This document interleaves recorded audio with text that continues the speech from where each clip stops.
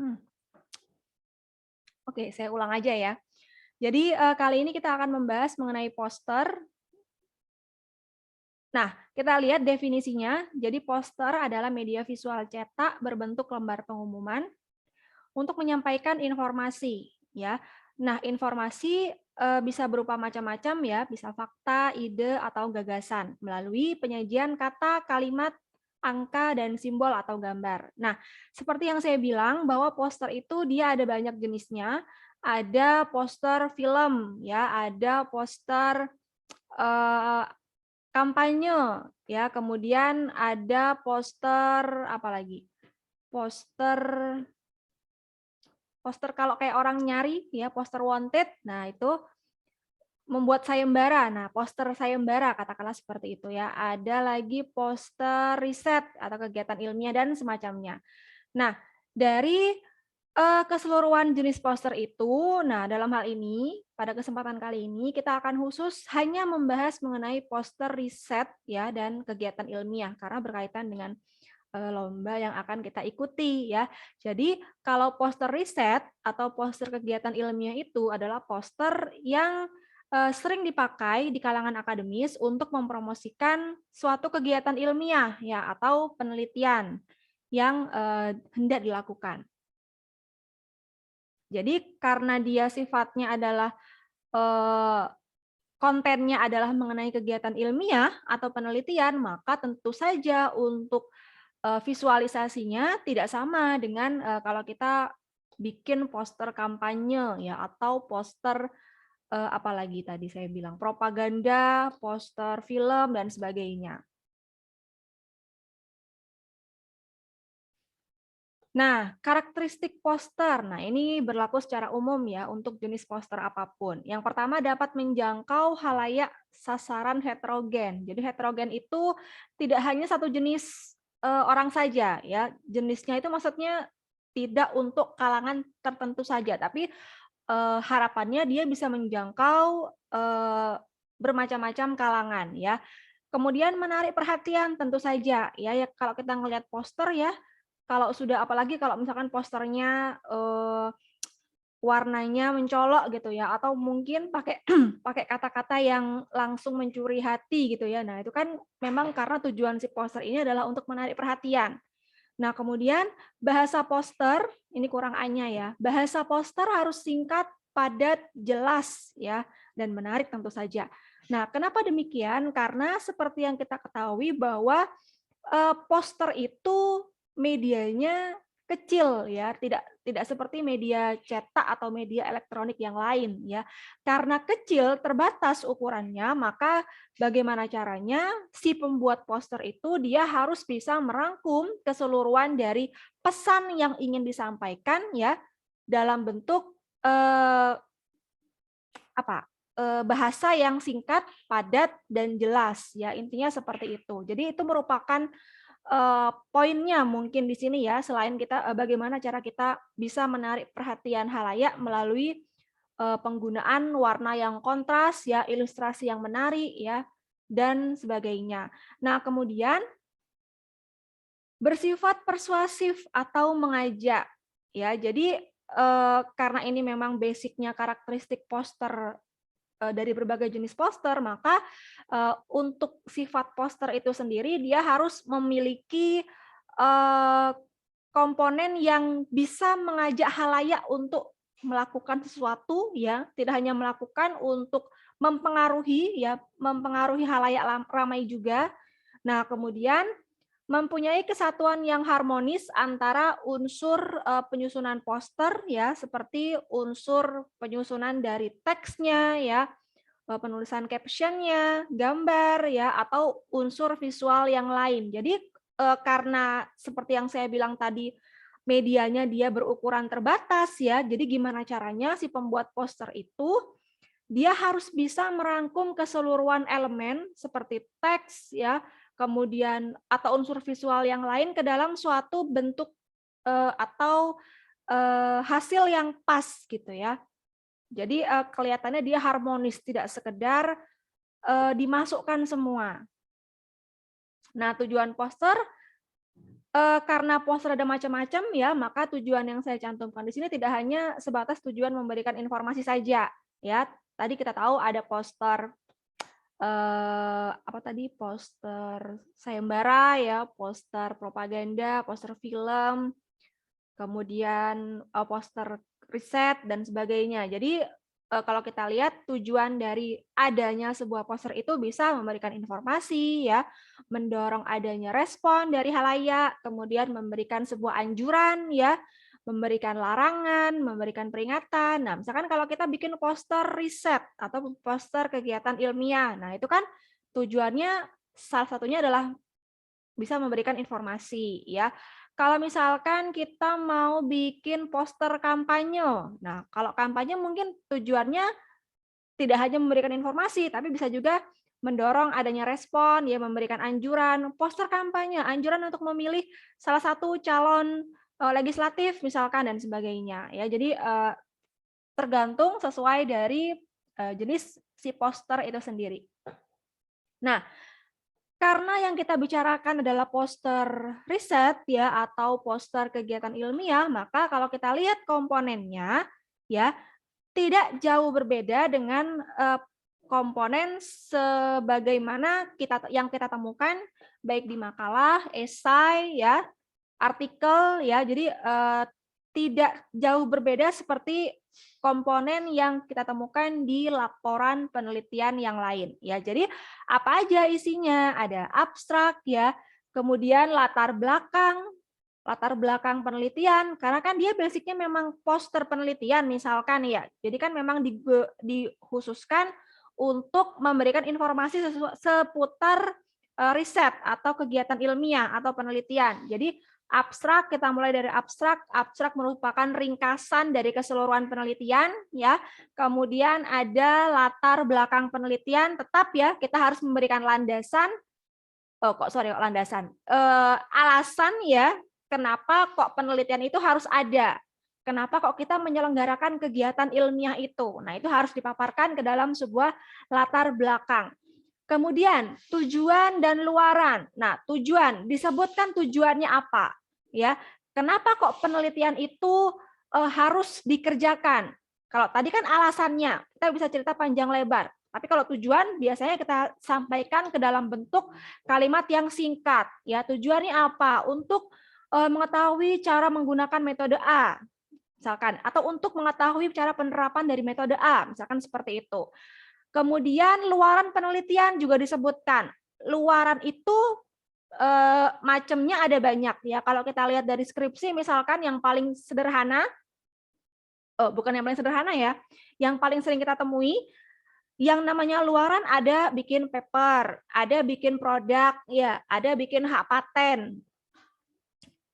Kemudian metode. Nah, metode penelitian. Nah, ini juga harus kita cantumkan ya. Jadi seperti yang saya bilang di pertemuan sebelumnya bahwa metode penelitian itu berisi bagaimana tata cara atau langkah-langkah atau prosedur si peneliti dalam melakukan penelitian. Dari mulai jenis penelitiannya, bagaimana cara mengumpulkan data, lokasi penelitian, kemudian apalagi teknik pengumpulan data, ya, kemudian jadwal penelitian, kemudian tahapan penelitiannya, ya, mau dijabarkan ataupun dimunculkan dalam bentuk desain. Nah, itu bisa kita masukkan ke dalam metode penelitian. Kemudian berikutnya adalah hasil penelitian. Nah, tidak hanya sampai pada metode, karena dia merupakan poster, ya, bukan proposal skripsi, maka hasil penelitian itu harus kita cantumkan. Ya, hasil penelitian ini adalah pembahasan mengenai apa yang kita rumuskan di bagian awal, karena di bagian latar belakang itu kita harus sudah juga membahas mengenai permasalahan yang kita angkat. Ya, jadi tidak hanya alasan pemilihan kenapa kok penelitian itu dikerjakan, tapi juga kita harus membahas mengenai permasalahan yang akan kita angkat di bagian latar belakang ini. Nah, hasil penelitian ini nanti gunanya adalah untuk membahas ya atau menjabarkan bagaimana penyelesaian atau solusi ya, pencarian solusi dari permasalahan-permasalahan yang kita angkat. Ya, semua terangkum dalam hasil penelitian. Nah, setelah itu ada bagian akhir. Nah, bagian akhir cukup kita kasih kesimpulan saja, ya. Saran tidak usah. Jadi kesimpulan aja. Nah, namanya kesimpulan dia tidak perlu panjang lebar sebagaimana layaknya kita membahasakan hasil penelitian, ya, tapi cukup kita memberikan semacam sepatah dua patah kata, ya, yang dia bisa mewakili apa yang menjadi rumusan masalah yang kita angkat di awal tadi. Contoh misalkan kita punya latar belakang, ya, rumusan masalah yang diangkat adalah bagaimana penerapan dari metode A misalkan. Nah, maka di kesimpulan kita harus menjawab. Jadi penerapan metode A adalah misalkan seperti itu, ya. Dan rumusan masalah yang lain dia harus sesuai, harus match, ya. Jadi kalau kita punya rumusan masalah tentang bagaimana pertanyaan A gitu, ya, maka di kesimpulan kita juga harus memiliki jawaban tentang pertanyaan A, ya, tanpa harus ada embel-embel yang banyak, panjang lebar, tidak usah, ya. Jadi untuk bagaimana penjabaran dari penyelesaian masalah, pencarian solusi bisa kita masukkan di bagian hasil. Nah, kemudian karena ini yang merupakan poster, ya, jadi kita juga perlu menunjukkan siapa tim peneliti, atau mungkin kalau dia background-nya dari instansi tertentu, maka kita juga perlu mencantumkan logo instansi. Kayak misalkan nanti kalian kalau bikin poster, ya, yang ikut BDC juga perlu mencantumkan tim peneliti, ya, kemudian logo instansi, ya. Misalkan FMIPA, cantumkan logo FMIPA, kemudian juga jangan lupa cantumkan logo UNED. Ya, atau yang dari Fasilkom, cantumkan logo Fasilkom, kemudian jangan lupa cantumkan juga logo UNED-nya. Kalau misalkan kalian punya apa ya, semacam kelompok riset sendiri, misalkan kalian background-nya adalah kelompok riset misalkan, ya, punya logo juga, nah nggak apa-apa, itu dicantumkan juga, ya. Jadi cantumkan semua logo yang memang berkaitan dengan tim peneliti, ya. Kemudian foto pendukung penelitian. Nah, ini juga penting, ya, karena kan memberikan visualisasi kepada pembaca bagaimana pekerjaan yang kalian lakukan selama penelitian. Jadi misalkan kalian berkunjung atau nyari data ke peternakan, ya, pakan ternak. Kalian meneliti tentang bagaimana kualitas pakan ternak menggunakan campuran bahan apa dan apa misalkan, ya. Kemudian kalian foto tuh selama penelitian di peternakan, ada foto bagaimana prosesnya memberi makan sapi misalkan, atau ketika berdiskusi dengan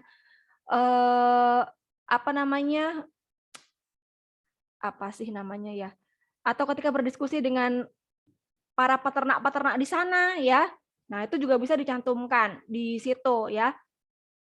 Jadi foto itu bisa kalian cantumkan sebagai pelengkap, ya, tambahan unsur visualisasi bagi pembaca. Jadi pembaca bisa punya gambaran, oh dari penelitian ini prosesnya seperti ini, kelihatan caranya. Nah, di situ, ya. Atau mungkin kalian juga bisa menambahkan foto di bagian metode penelitian. Nah, itu kan biasanya juga banyak, ya. Jadi setiap prosedur, setiap tahapan bisa kita cantumkan foto-foto yang berkaitan. Kemudian alur baca poster. Nah, jadi untuk alur baca poster ini, ya, bentuknya ada 2, ya. Mungkin di sumber-sumber lain ada lebih dari 2, tidak apa, bisa bermacam-macam, ya, tergantung bagaimana orang tersebut melihat dari sudut pandang apa. Jadi alur baca ini diatur secara sistematis untuk mengarahkan mata pembaca dalam menelusuri informasi dari satu bagian ke bagian lainnya. Nah, karena jenis poster yang akan dibuat nanti adalah poster riset, ya, yang mana poster riset ini dia punya komponen dari mulai abstrak sampai bagian akhir kesimpulan, maka kita perlu memberikan arahan atau alur baca yang baik kepada pembaca, ya. Karena kan nggak mungkin semua dijadikan satu plek jadi satu paragraf, ya. Abstrak, bla bla bla bla. Kemudian nggak pakai nomor, nggak pakai balet misalkan, langsung pindah latar belakang, jadikan satu paragraf semua, ya.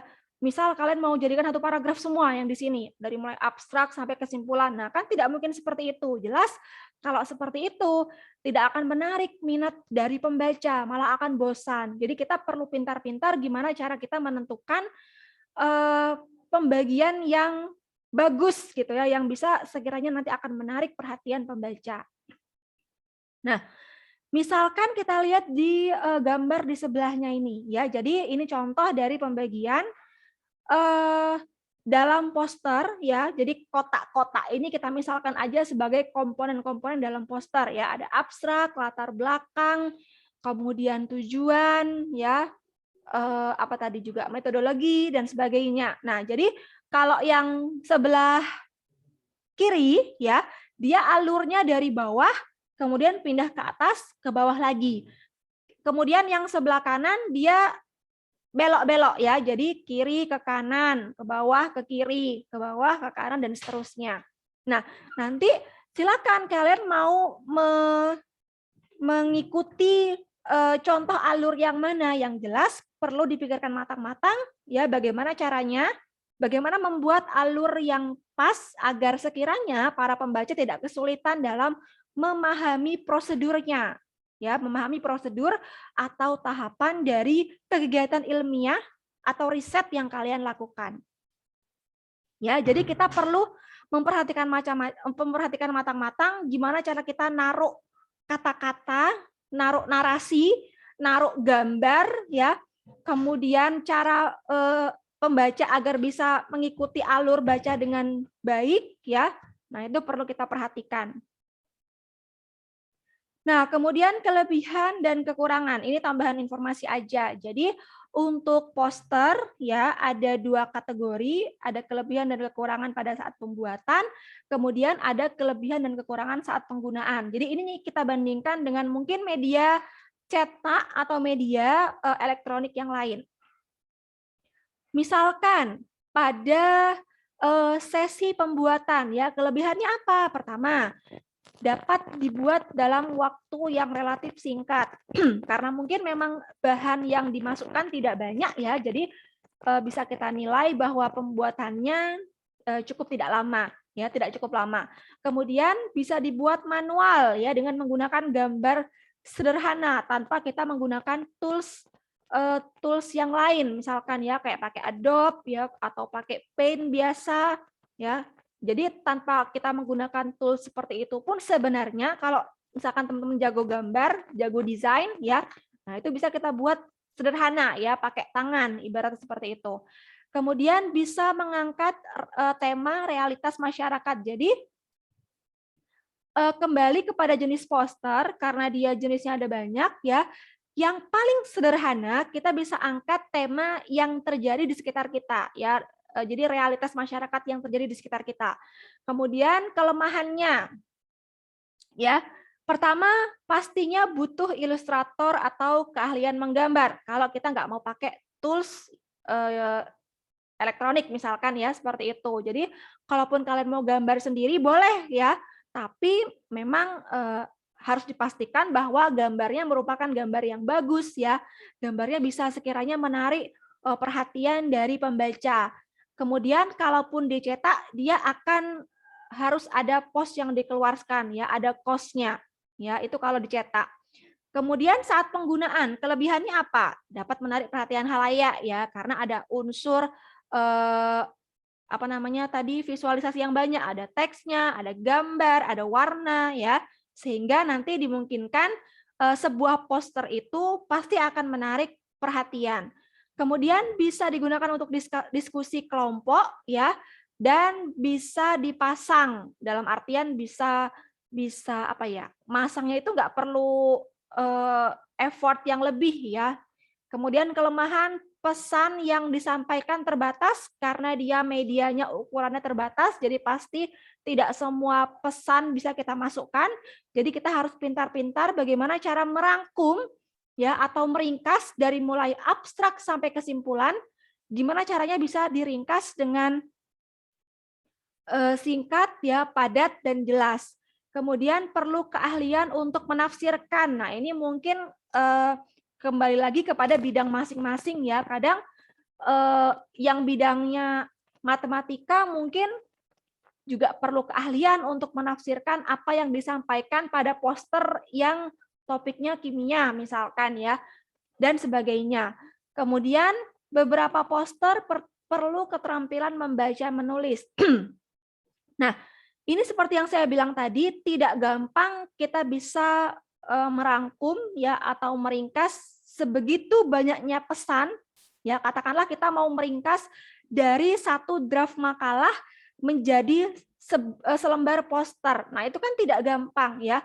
Dari makalah yang mungkin tebalnya 10 halaman kita rangkum untuk menjadi sebuah poster. Nah, itu tidak gampang. Sebenarnya perlu keahlian ya. Nah, gimana caranya ya? Seperti yang saya bilang tadi. Jadi kita harus pintar-pintar apa yang mau kita tampilkan ya, apa yang mau kita buang. Jadi ambillah yang memang merupakan pesan penting saja ya. Yang merupakan pesan tambahan ya atau kata-kata tambahan itu mungkin bisa kita tinggalkan. Nah, ini beberapa saya kasih contoh untuk poster ya, tapi kita mulai dari abstrak dulu karena kemarin kayaknya saya cuma sekedar ngasih penjelasan abstrak itu apa ya. Jadi seperti yang saya bilang tadi, abstrak itu adalah ringkasan ya, gampangnya seperti itu. Abstrak adalah ringkasan apa yang dilakukan oleh peneliti dari mulai tahapan awal sampai tahapan akhir. Nah, karena dia merupakan ringkasan, biasanya dia hanya disajikan dalam bentuk satu lembar ya, kalau deskripsi. Kalau di paper biasanya disajikan dalam bentuk 1 atau 2 paragraf, yang mana 1-2 paragraf itu pun dia tidak banyak muatannya, ya paling cuma beberapa baris saja. Nah, jadi di sini karena dia berupa ringkasan, yang mana kita juga tidak bisa mencantumkan sebegitu banyaknya isi dari laporan penelitian aslinya, maka kita harus pintar-pintar untuk membagi mana yang mau kita masukkan dicantumkan ke dalam abstrak, mana yang tidak. Nah, yang perlu kita ketahui di sini adalah abstrak itu dia punya 3 bagian ya, beberapa ada yang bilang 4 bagian ya. Jadi pertama ya, bagian pertama atau beberapa menyampaikan kita bagi ke dalam 3 paragraf ya. Jadi ada paragraf pertama, kemudian paragraf kedua dan paragraf ketiga. Nah, paragraf pertama biasanya dia berisi judul ya, kemudian rumusan masalah, latar belakang dan tujuan. Semua kita rangkum ke dalam satu paragraf bagian pertama ya. Kemudian paragraf kedua atau bagian kedua dia biasanya memuat metode penelitian, teknik analisa data dan landasan teori ya. Kemudian bagian ketiga dia memuat hasil atau kesimpulan yang diperoleh dari penelitian yang sudah dilakukan. Nah, tapi dalam kenyataannya tidak semuanya sama seperti ini. Kadang ada yang bilang beberapa sumber ada 4 bagian. Ada pertama, pokok pertama itu membahas mengenai latar belakang saja. Bagian kedua baru tujuan dan rumusan masalah. Ya. Kemudian bagian ketiga baru metode. Bagian keempat baru hasil, ya. Jadi macam-macam. Intinya bagaimana cara kita menyajikan dengan baik ya, dalam artian tidak semuanya bisa kita masukkan. Jadi kalau memang mungkin nanti latar belakangnya terlalu banyak karena memang semua pengen ditampilkan, maka kita tampilkan bagian pertama untuk latar belakang saja. Nanti tujuan rumusan taruh di bagian kedua, misalkan seperti itu. Atau kalau memang latar belakangnya tidak begitu banyak, bisa kita campur, kita masukkan semua di bagian pertama, paragraf pertama. Ya, seperti itu. Jadi mungkin untuk gambaran teman-teman bisa lihat contoh-contoh dari abstrak yang banyak ya, bertebaran di Google ada banyak. Nah, kemudian untuk bahasa yang digunakan itu umumnya adalah bahasa Indonesia atau bahasa Inggris ya. Jadi kalau nggak bahasa Indonesia, kita bisa pakai abstrak bahasa Inggris. Ada kadang laporan penelitian yang menggunakan 2 macam bahasa. Jadi dilampirkan bahasa Indonesia abstraknya, kemudian juga dilampirkan abstrak dalam bahasa asingnya. Ya, ada yang seperti itu. Jadi tergantung kepada instansi yang memberikan aturannya atau memberikan format laporannya seperti apa ya. Seperti misalkan kalau di kampus kita ya, skripsi abstraknya dicantumkan dalam bahasa Indonesia ya. Kalau mungkin di beberapa perguruan tinggi yang lain bisa berbeda, atau mungkin kalau di paper-paper tertentu ya, di jurnal tertentu papernya itu biasanya abstrak pakai bahasa Inggris misalkan ya, atau kebalikannya, abstrak pakai bahasa Indonesia. Jadi abstrak Inggris, kemudian nanti isinya bahasa Indonesia, atau kebalikannya abstrak Indonesia, kemudian isinya bahasa Inggris. Jadi tergantung kepada instansi terkait ya. Nah, berikutnya masih tentang abstrak. Nah, kemudian seperti yang saya bilang tadi, untuk penulisan abstrak dia harus singkat, padat, dan jelas ya. Gimana caranya kita bisa merangkum keseluruhan isi ya menjadi satu lembar saja dengan bagian-bagian seperti yang saya jelaskan sebelumnya. Kemudian untuk spasi antar baris dalam abstrak biasanya adalah 1. Jadi kita pakai single spacing.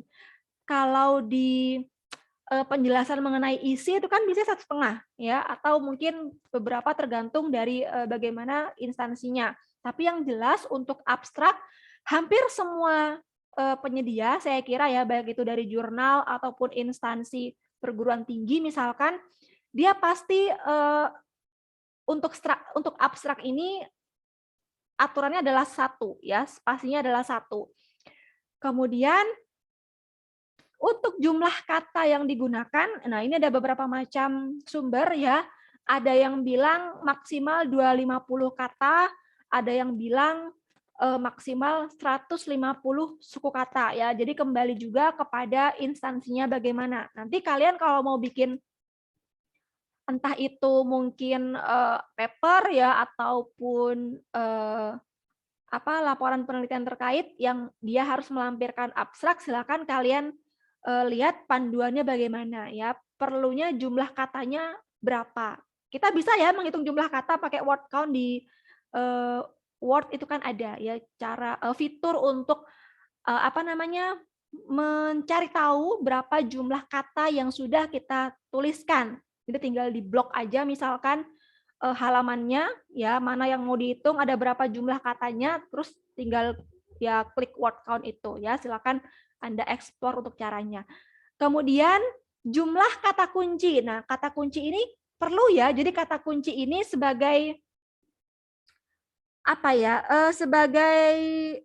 Sebagai informasi apa aja sih yang istilah-istilah yang sedang kita bicarakan ya, atau menjadi pokok pembicaraan di penelitian kita ya. Misalkan dalam hal ini, dalam abstrak yang saya sediakan di samping, keywordnya adalah audit judgment, audit experience, dan sebagainya. Ya, biasanya untuk keyword itu maksimal 5 kata, 5 kata atau bukan 5 kata ya, dalam artian 5 poin ya. Tapi tidak menutup kemungkinan dalam suatu penelitian itu dia memang memiliki keyword yang banyak ya. Jadi pokok poinnya adalah kita cantumkan aja yang memang menjadi fokus penelitian kita. Temanya tentang apa sih? Nah, itu yang kita cantumkan dalam keyword.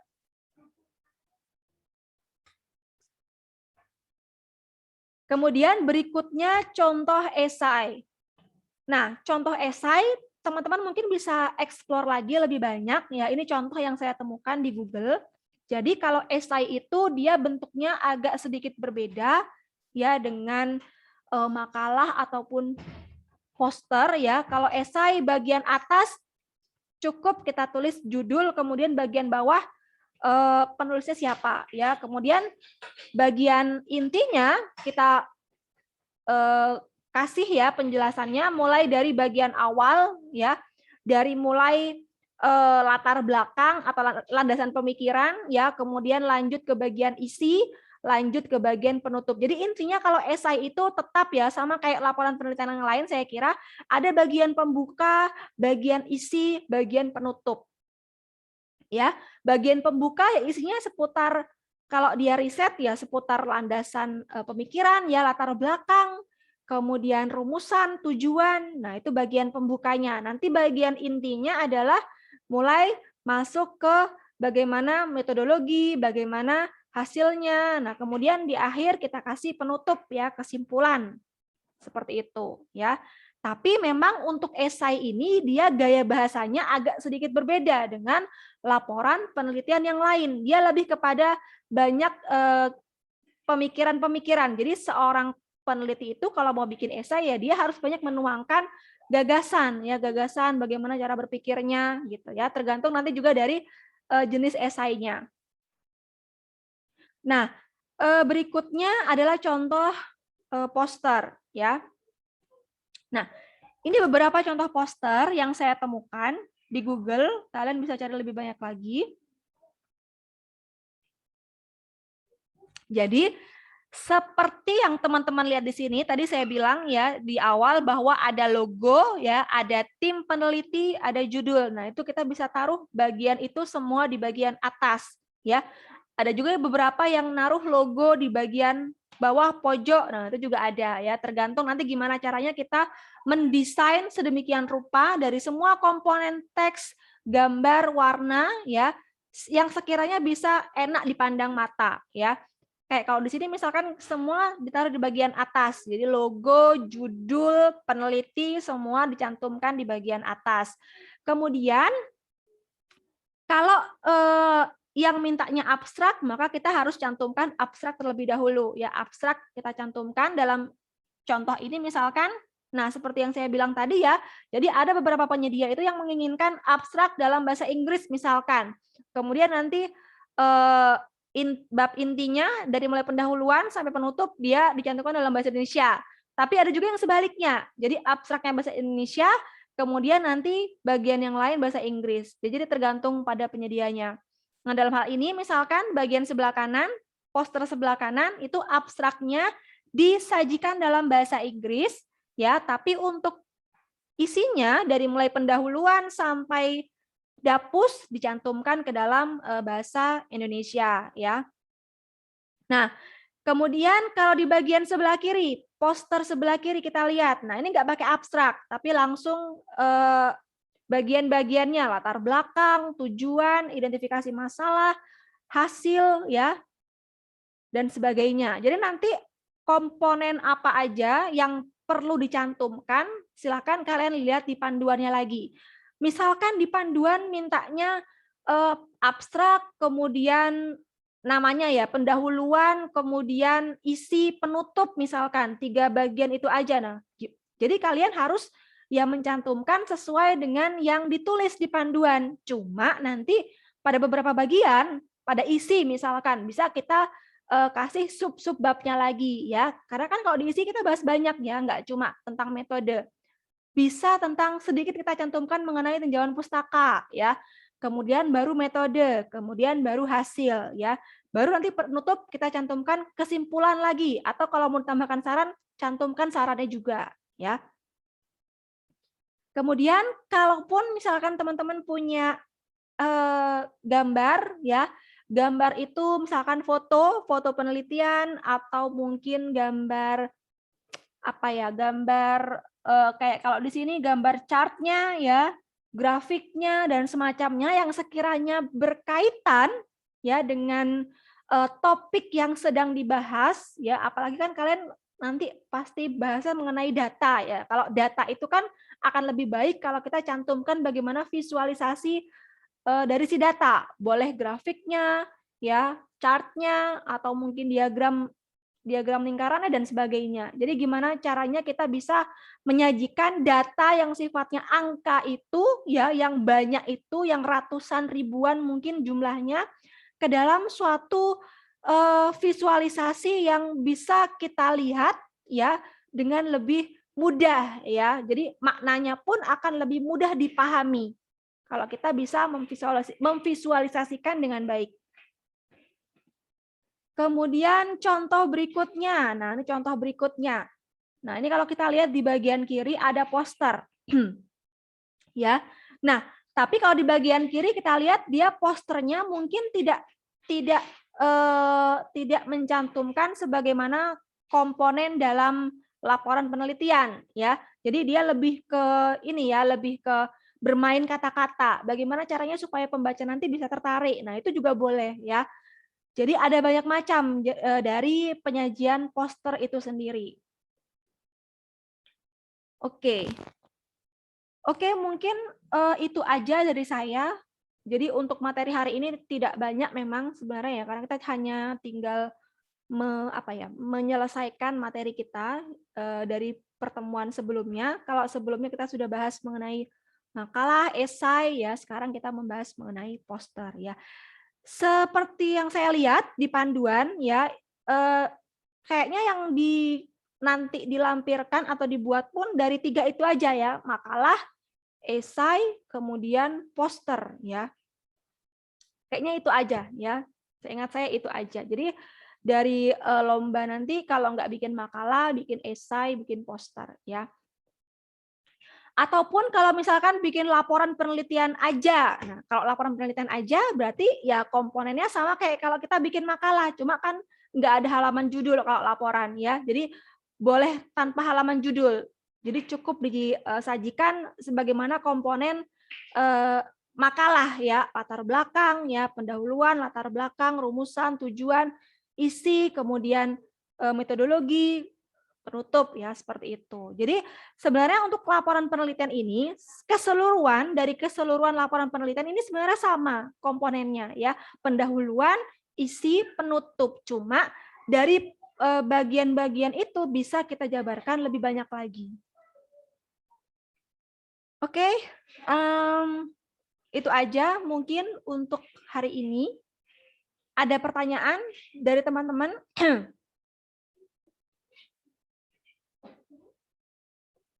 Kita mungkin untuk untuk materi mungkin sudah hampir selesai ya semua ya, baik dari materi dari dosen MIPA atau dosen Fasilkom ya, kayaknya ya. Jadi mungkin setelah pembekalan ini kalian bisa fokus ya kepada cabang olahraga yang dipilih ya, entah itu NSC ya, kalau nggak salah namanya NSC, kemudian SIC, SEC ya, dan BDC ya. Jadi semua kan dia punya fokus masing-masing apa yang nanti akan dibahas atau dijadikan sebagai output.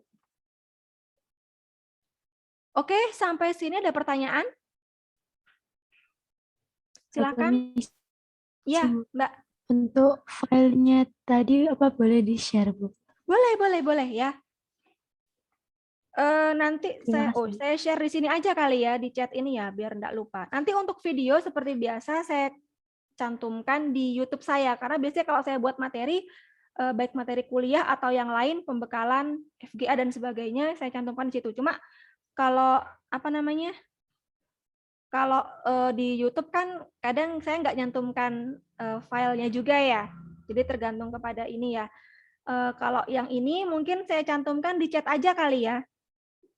Jadi nanti untuk teman-teman yang nggak hadir, bisa diminta ke temannya yang hadir sekarang. Terima kasih, Bu Yun. Iya.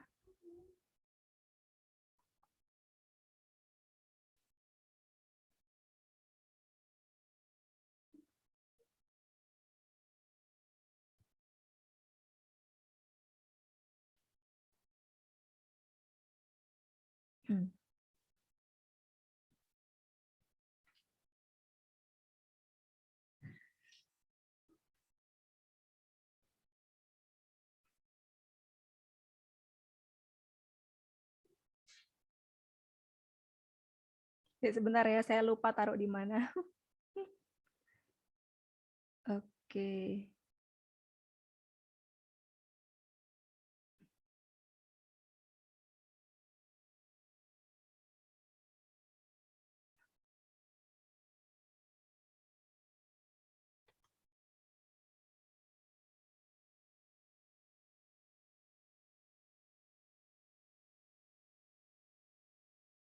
Udah masuk belum?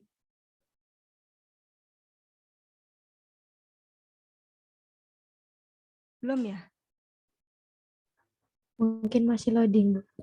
Oke, sebentar.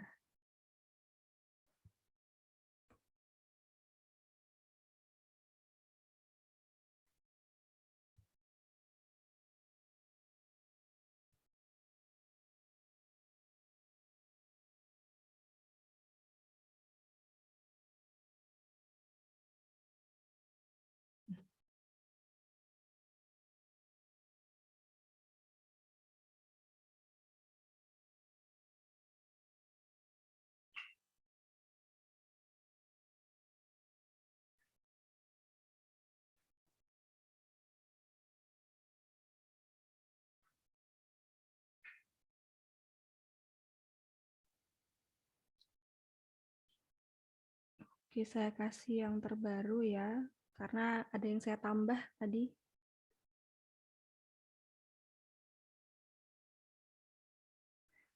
Oke, lagi proses. Sambil nunggu, ada pertanyaan mungkin dari teman-teman.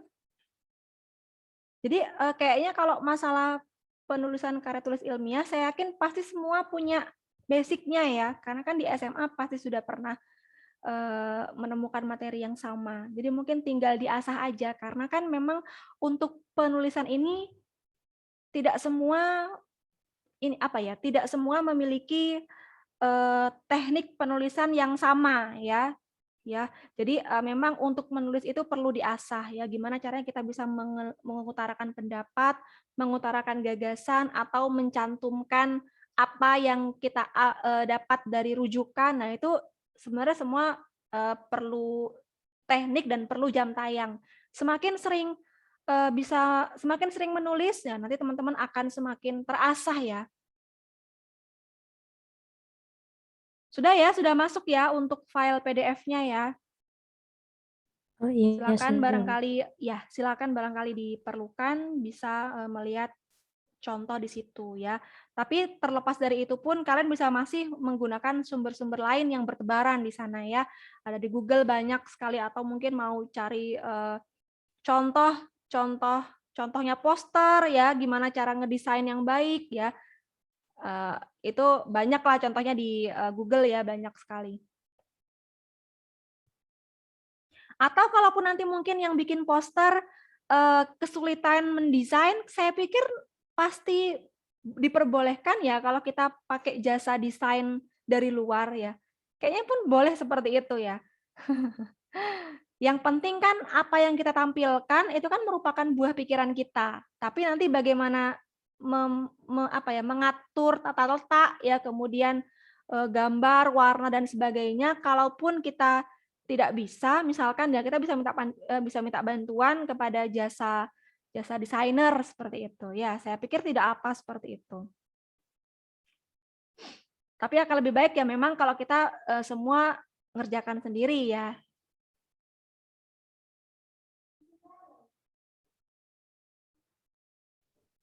Oke, Izin ada bertanya pertanyaan? sebentar, Bu. Oh ya, silakan. Untuk poster yang baik itu apa harus itu Bu seimbang antara teks dan juga gambarnya, atau lebih baik kalau lebih banyak gambar dan ilustrasinya?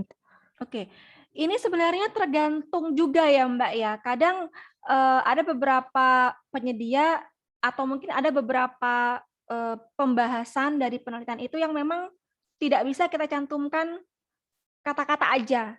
Jadi kadang kayak gini Mbak, dari penelitian pun kalau kita nggak pakai kata-kata, pakai gambar misalkan, sebenarnya kan bisa. Jadi kita cukup tampilkan tahapan seperti apa gitu kan, kemudian kasih keterangan sedikit misalkan, itu pun sebenarnya sudah mewakili. Tapi kan nggak bisa seperti itu juga. Jadi mungkin yang lebih baik yang mana itu tergantung dari si pembuatnya. Bagaimana dia mau menyajikan ya sebanyak berlembar-lembar itu ke dalam satu lembar poster. Kalau dia mau menyajikan gambar lebih banyak, misalkan, maka pastikan bahwa gambar itu dia bisa mewakili ya apa yang dia cantumkan di bagian pembahasan. Kalaupun misalkan dia mau pakai gambar sedikit, mau pakai kata-kata lebih banyak, maka pastikan bahwa kata-kata yang dia pilih itu merupakan perwakilan dari apa yang dicantumkan di bagian intinya. Jadi tetap semua baik itu gambar ataupun kata-kata, dia harus merupakan ini ya perwakilan pesan yang ingin disampaikan ya. Akan lebih baik menurut saya ya kalau seimbang. Jadi antara porsi kata-kata dengan porsi gambar dia bisa sama paling tidak. Itu menurut saya ya. Ada pertanyaan lagi dari sini? Kalau dari saya sudah, Bu. Terima kasih. Oke. Dari teman-teman yang lain silakan. Oke, mungkin sudah ini ya, sudah cukup tahu mengenai poster atau makalah atau esai ya. Jadi mungkin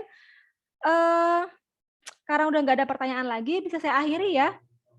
untuk pertemuan hari ini ya, saran saya mungkin sama dengan saran dari pemateri yang lain, tetap ya kita nggak bisa mengacu kepada satu materi saja. Mungkin materi saya terbatas, mungkin materi saya atau materi pemateri yang lain terbatas. Jadi tetap teman-teman ya harus lebih rajin mencari, lebih rajin mengeksplor sendiri ya materi-materi terkait. Apalagi kalau tentang Python ya, Python itu kan harus banyak praktek ya. Tidak mungkin nanti yang ditampilkan sintaksnya seperti yang saya tampilkan, atau seperti yang Pak Tio tampilkan saja, atau seperti yang Pak Arif tampilkan. Dia pasti ada pengembangan-pengembangan. Gimana kalau kita pakai fitur ini, fitur A, B, C, dijadikan satu sintak. Nah, seperti apa gambarannya? Nah, kita kan tetap perlu jam terbang seperti itu. Jadi harus tetap banyak-banyak latihan ya. Sekian dari saya. Terima kasih teman-teman. Assalamualaikum warahmatullahi wabarakatuh. Waalaikumsalam warahmatullahi wabarakatuh. Terima kasih, Bu. Oke, terima kasih juga. Ini kayaknya ada yang kuliah ya juga ya. Terima kasih sudah menyempatkan hadir. Kalau begitu saya bisa segera akhiri ya. Saya bisa leave meeting. Oke. Terima kasih sekali lagi ya.